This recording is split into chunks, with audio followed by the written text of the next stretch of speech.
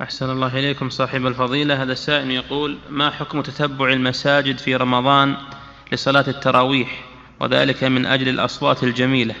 والله إذا كان قصدها الأصوات فقط هذا لا ينبغي.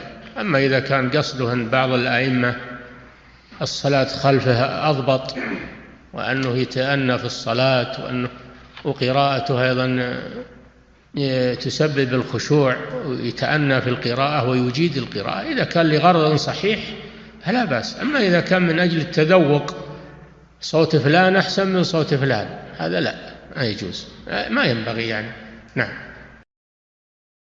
المكتبة الصوتية لمعالي الشيخ صالح بن فوزان الفوزان حفظه الله. فتاوى من شرح منظومة الآداب للإمام ابن عبد القوي المرداوي رحمه الله. إعداد مشروع كبار العلماء بالكويت أعزها الله بالتوحيد والسنة.